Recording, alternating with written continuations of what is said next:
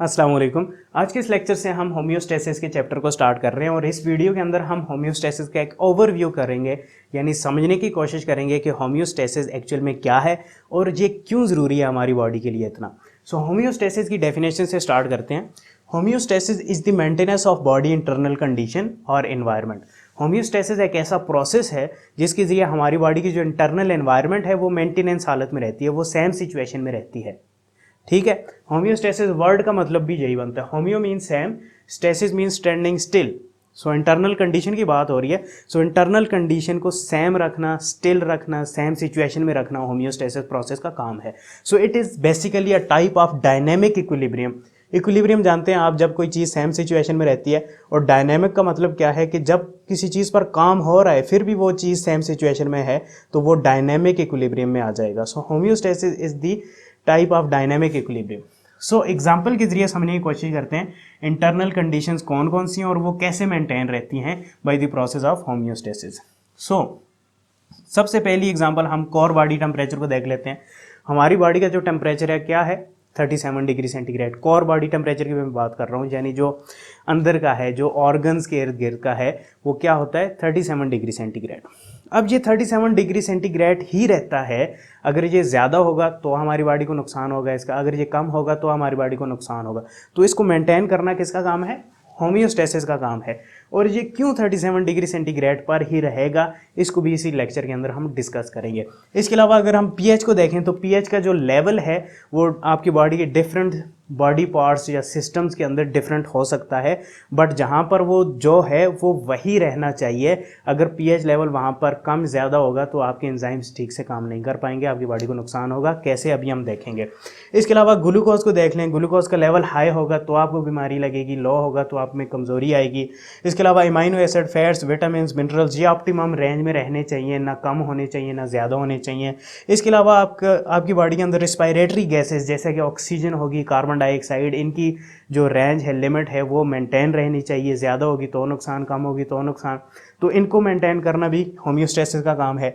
Metabolic waste आपकी body के अंदर बनते रहते हैं और उन वेस्ट से आपकी बॉडी को छुटकारा हासिल करना है, उन वेस्ट को एक्सक्रीट करना है बॉडी से। तो ये भी एक एग्जांपल है होम्योस्टेसिस की, क्योंकि आपकी बॉडी उन वेस्ट को नहीं चाहती कि अपनी बॉडी के अंदर स्टोर किए रखे, क्योंकि वो बॉडी के लिए नुकसानदेह होते हैं।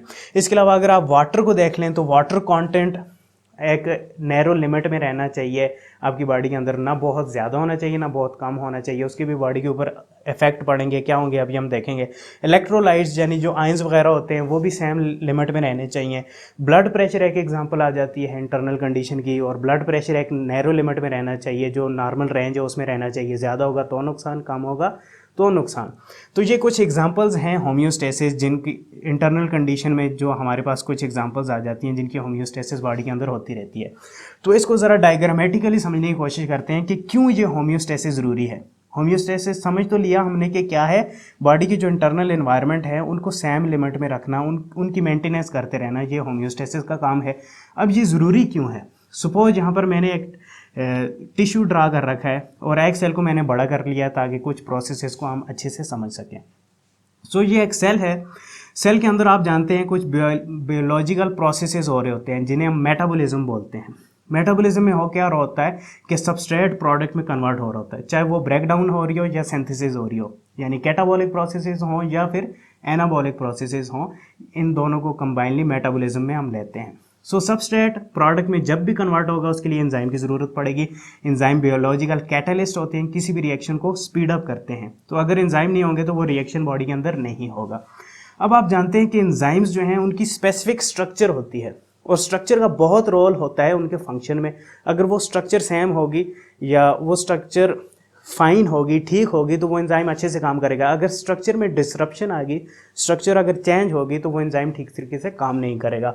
और जो आपकी बॉडी का जो टेम्परेचर है वो इनकी स्ट्रक्चर के लिए बहुत ज़रूरी है।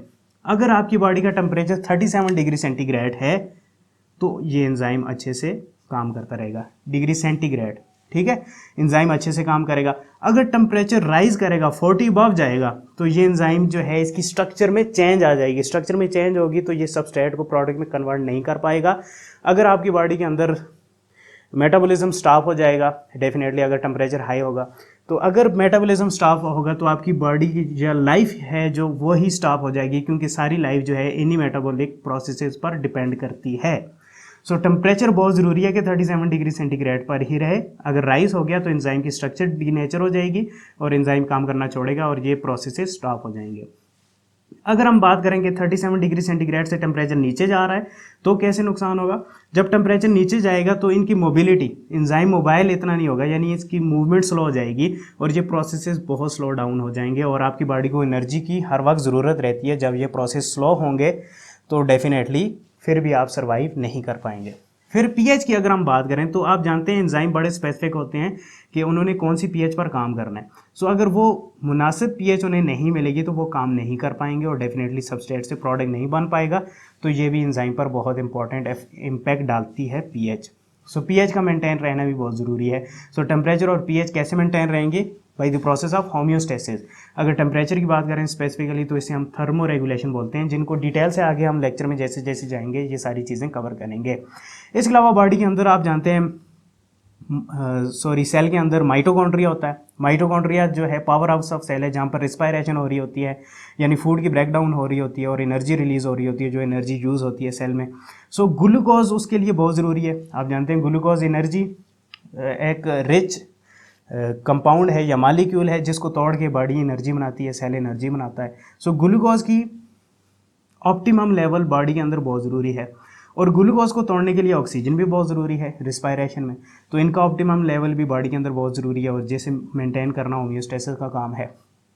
इसके अलावा अगर हम देखें तो ब्लड प्रेशर भी बहुत इंपॉर्टेंट है। ब्लड का प्रेशर होगा तो ऑक्सीजन जो है टिश्यूज़ तक आएगी और कार्बन डाइऑक्साइड जो है वो दोबारा से ब्लड में शामिल होगी ताकि एक्सक्रीट हो सके। सो ये ब्लड प्रेशर भी बहुत इंपॉर्टेंट है। ब्लड ग्लूकोज लेवल ये हमने ऑलरेडी डिस्कस कर लिया। इसके अलावा जो मेटाबॉलिक वेस्ट हैं जैसे कि कार्बन डाइऑक्साइड होगी, एमोनिया हो गया। कार्बन डाइऑक्साइड कहाँ से रिलीज़ होगी? आपके रिस्पायरेटरी सिस्टम से, आपके ब्लड में शामिल होगी, टिश्यूज़ से ब्लड में शामिल होगी, ब्लड से ट्रैवल करते हुए रिस्पायरेटरी सिस्टम में आएगी और यहाँ से बॉडी से बाहर निकल जाएगी। तो इसका भी बॉडी से बाहर निकलते रहना बहुत ज़रूरी है, क्योंकि ये ज़्यादा अक्यूमुलेट होगी बॉडी के अंदर तो नुकसानदेह होगी। इसके अलावा अगर हम एमोनिया की बात करें, जब प्रोटीन की ब्रेकडाउन होती है तो एमोनिया रिलीज़ होता है और ये वेस्ट प्रोडक्ट है, आपकी बॉडी को इसकी ज़रूरत नहीं है, तो ये कन्वर्ट हो जाता है इनटू यूरिया और यूरिया जो है ब्लड में शामिल होगा, ब्लड से शामिल होकर किडनी और वहाँ से यूरिनरी सिस्टम से बॉडी से बाहर निकल जाएगा। तो ये भी होम्योस्टेसिस की एक एग्जांपल आ जाती है। इसके अलावा अगर हम वाटर कंटेंट की बात करें तो वाटर बहुत इंपॉर्टेंट है। आप जानते हैं आपकी बॉडी के अंदर वाटर बहुत ज़्यादा मिकदार में मौजूद होता है। सो कहाँ कहाँ पर होता है? इंटरस्टिशियल फ्लूइड के अंदर होता है, यानी ये जो सेल्स हैं इनके दरमियान जो स्पेसेस हैं यहाँ पर मौजूद होता है। ये ब्लड कैपिलरीज आप जानते हैं इंटर हो रही होती हैं और ब्लड कैपिलरीज और सेल के दरमियान भी यहाँ पर ये फ्लूइड मौजूद होता है। इसके अलावा ब्लड के अंदर वाटर कंटेंट मौजूद होता है। तो यहाँ पर अगर हम देख लें इंटरस्टिशियल फ्लूइड की अगर हम बात करें तो यहाँ पर अगर फ्लूइड ज़्यादा होगा सेल्स के बाहर और सेल के अंदर कम होगा तो चांसेस हैं कि बाहर से ऑस्मोसिस होकर पानी यहाँ सेल के अंदर जाए और सेल्स बस्ट हो जाएं। तो हमें इतनी ज़्यादा रेंज में वाटर नहीं चाहिए और बहुत कम भी नहीं चाहिए। अगर बाहर वाटर कम होगा तो आयंस वगैरह जो हैं ये बाहर ज़्यादा होंगे, अंदर कम होंगे, तो वाटर अंदर सेल से बाहर जाने की कोशिश करेगा। जब बाहर जाएगा तो सेल श्रिंक कर जाएगा, तो भी इस बॉडी को नुकसान। तो वाटर का भी एक नॉर्मल बैलेंस बॉडी के अंदर रहना बहुत ज़रूरी है। इसके अलावा ब्लड के अंदर वाटर का लेवल बरकरार रहना बहुत ज़रूरी है ब्लड प्रेशर को मेंटेन करने के लिए। इलेक्ट्रोलाइट्स का लेवल डेफिनेटली ऑस्मोसिस में इनका रोल होता है, ये आगे हम डिस्कस भी करेंगे। और ब्लड प्रेशर डेफिनेटली हमने डिस्कस कर लिया है। इसके अलावा एक और चीज़ जहाँ पर मैंने लिखी है एंडोक्राइन हार्मोन्स। आप जानते हैं आपकी बॉडी के अंदर दो टाइप के कोऑर्डिनेशन होते हैं, नर्वस कोऑर्डिनेशन और chemical coordination. Nervous coordination electrical impulses के जरिए होता है और केमिकल कोऑर्डिनेशन केमिकल्स यानी हार्मोन्स के जरिए होता है।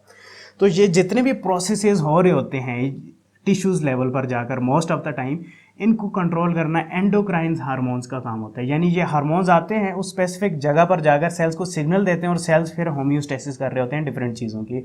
तो इनको भी डिटेल से डिस्कस करेंगे। सो इस वीडियो के अंदर हमने एक ओवरव्यू देखा है होम्योस्टेसिस का। मैं दोबारा से रिपीट कर लेता हूँ क्विकली। होम्योस्टेसिस एक ऐसा प्रोसेस है जिसके जरिए आपकी बॉडी की इंटरनल इन्वायरमेंट सेम या मेंटेनेंस हालत में रहती है। फॉर एग्जांपल आपका टेम्परेचर देख लो, पीएच देख लो, ग्लूकोज लेवल देख लो, रिस्पायरेटरी गैसेस की कंसंट्रेशन देख लो, वेस्ट का बाहर निकलता रहना देख लो, वाटर कंटेंट, ब्लड प्रेशर, ये सारी चीज़ें मेंटेनेंस हालत में रहती हैं, सेम सिचुएशन में रहती हैं, और इन सब में होम्योस्टेसिस का बहुत इंपॉर्टेंट रोल है। और अगर इन सब में कोई चेंजेस आएंगी तो आपकी बॉडी को नुकसान होगा, जैसे कि टेम्परेचर ज़्यादा होगा, एंजाइम काम करना छोड़ेगा, सबस्ट्रेट प्रोडक्ट में कन्वर्ट नहीं हो पाएगा और आपकी लाइफ मेंटेन नहीं रह पाएगी। तो इसी तरीके से और एग्जांपल्स भी हमने समझी हैं। होपफुली आपको लेक्चर समझ में आया होगा। नेक्स्ट लेक्चर तक के लिए मुझे इजाज़त दें। शुक्रिया, अल्लाह हाफिज़।